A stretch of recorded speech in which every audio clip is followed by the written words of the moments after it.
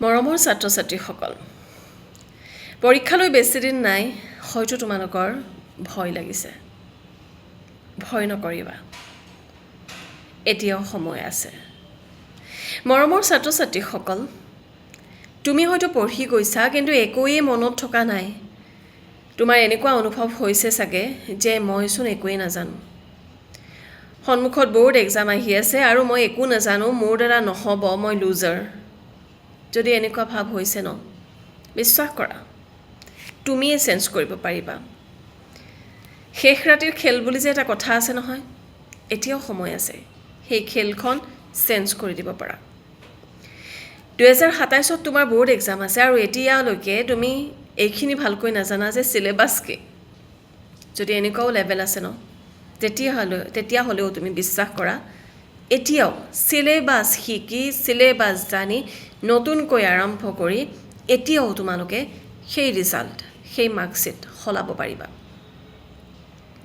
যদিহে তুমি JEE, NEET এই সকলোবোৰৰ প্ৰেছাৰত নিজকে ভাৰাক্ৰান্ত কৰিছা যে মই এনেকুৱা এক্সামবোৰত দেখোন মই একো এটেম্পটে কৰিব নোৱাৰোঁ, মই দেখোন একো এনচাৰেই কৰিব নোৱাৰোঁ, মোৰ লগৰবোৰে দেখোন ধুনীয়াকৈ এনচাৰ দি থাকে, মই চাগে মূৰ্খ, মোৰ দ্বাৰা নহ'ব, মই কিয় ছায়েন্স লৈছিলোঁ, মই কিয় এইটো লৈছিলোঁ, নিজকে দোষাৰোপ কৰি তুমি নিজকে যদি বহুত হাৰাশাস্তি কৰি আছা ন, তেতিয়াহ'লে বিশ্বাস কৰা, মই তোমালোকৰ হীৰামণি মেমে কৈছোঁ যে এতিয়াও সকলো শেষ হৈ যোৱা নাই। জীৱনত সকলো কৰিব পাৰি জানা, কেৱল আনৰ দ্বাৰা নহয়, নিজে তুমি নিজক সলাব নিশ্চয়কৈ পাৰা। আমি যেতিয়াই ৰিয়েলাইজ কৰোঁ ন যে মই পঢ়া নাই দেখোন, তেতিয়াই আচলতে আমাৰ নতুন আৰম্ভণি হ'ব পাৰে। যেতিয়াই তুমি ৰিয়েলাইজ কৰিছা, তেতিয়াই তোমাৰ নতুন আৰম্ভণি হোৱাটো প্ৰয়োজন আৰু হ'ব পাৰে। তুমি যদি আজিও ৰিয়েলাইজ কৰিছা, সঁচাকৈ কৈছোঁ, বহুত বেছি সময় আছে। কিন্তু ৱেষ্ট কৰিব বা অবাবত সময় নষ্ট কৰিবলৈকে নহয়, তোমাৰ এতিয়া ইউটিলাইজ কৰা সময়।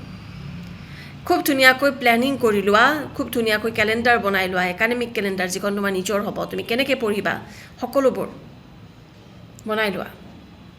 এতিয়াও সময় আছে। তুমি ভবা আৰু তোমাৰ পেৰেণ্টছে তোমাক লৈ সপোন যিখিনি দেখিছে ন, সকলোবোৰ সম্ভৱ কৰিব পাৰিবা। কিন্তু ডক্টৰে হ'ম বা ইঞ্জিনিয়াৰে হ'ম বুলি যদিহে তুমি এতিয়াও সেইবোৰ ফেণ্টাচিত আছা, তেতিয়াহ'লে বৰ্ডৰ এক্সামৰ আগত 5 মাহ 6 মাহত অন্তত ঘূৰি আহা।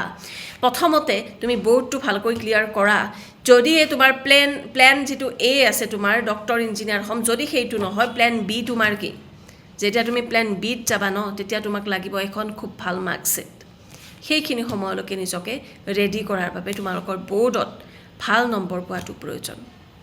আকৌ এটা কথা কওঁ ছাত্ৰ ছাত্ৰীসকল, তোমালোকৰ বয়সটো ন বৰ্তমান খুব এটা সাংঘাতিক বয়স। এই বয়সত কাৰোবাক ভাল লাগিব পাৰে, কাৰোবাৰ এটা মেছেজ এটা ফ্লেছ হোৱা মানে মুখত হাঁহি আহিব পাৰে, ঠিক আছে। পঢ়া টেবুলত বহি পঢ়াৰ কথা কিতাপখন মেলিলেও কাৰোবাৰ ছবি মনত আহিব পাৰে। সেইটো একেবাৰে বেয়া কথাও নহয়, ঠিক আছে, সাধাৰণ কথা আৰু সকলোৰে হয় এইবিলাক। কিন্তু নিজৰ জীৱনটো ন গঢ়াৰ সময় এয়া। কাৰোবাৰ এখন ছবি আছে যিখন ভাল লাগিছে ন, সেই ছবিয়ে বা সেই মানুহগৰাকীয়ে বা জনে তোমাক কিন্তু মূল্য সিমান নিদিব, যদিহে তুমি আজি নিজে নিজক মূল্য নিদিয়া।